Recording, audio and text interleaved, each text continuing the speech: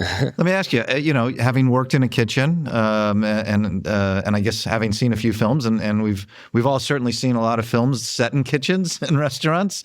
Are there any that you particularly found fake or false, and you absolutely wanted to avoid, or ones that you liked? I mean, I had been working on this film for like over 12 years. I started writing the script, like turning it into a script, and the idea of making it to a film.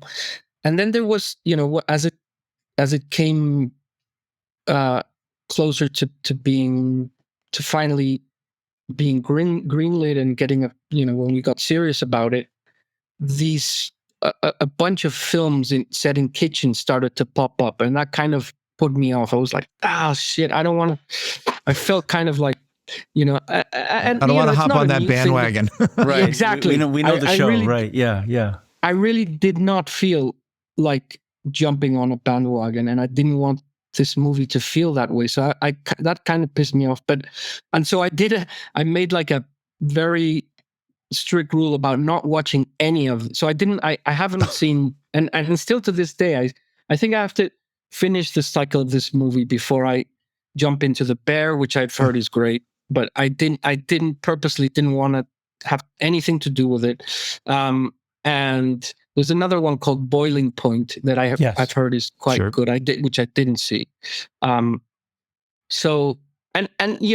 This movie also, I wanted it to be like the anti-food porn film. Like most films that are about kitchens and food, they're about the luscious part of food, and it's this whole genre of food porn, which is great to watch. But I didn't want that. I wanted the shitty kind of part of the food industry, like the tourist trap. It's not a Michelin restaurant. It's not great food. It's just food as fuel and as a money making venture from tourists. So, and that's where that whole lobster idea came also.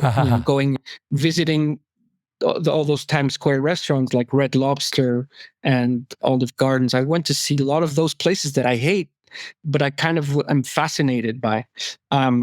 So I didn't. I tried to avoid watching kitchen movies. One, I think probably the best. I don't know. I'm not sorry, Greg. I'm not answering your question. No, it's fine.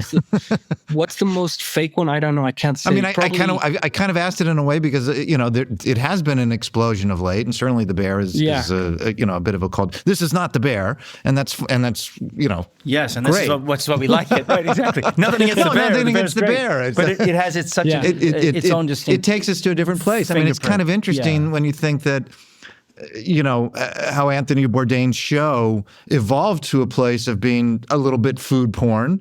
And yet when you read Kitchen Confidential, it's, your film is almost more like that world that's described in his, in the book than where he ended up.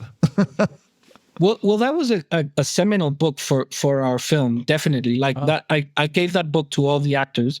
When I hired them, I sent them a copy of that, and I said, you must read this before we start rehearsals. And they all read it, and so we all had we shared that Anthony Bourdain view, which is beautiful, and it's it's like a pirate ship. He talks about kitchens being like a crew of pirates, and it's and it's grueling, and it's I think that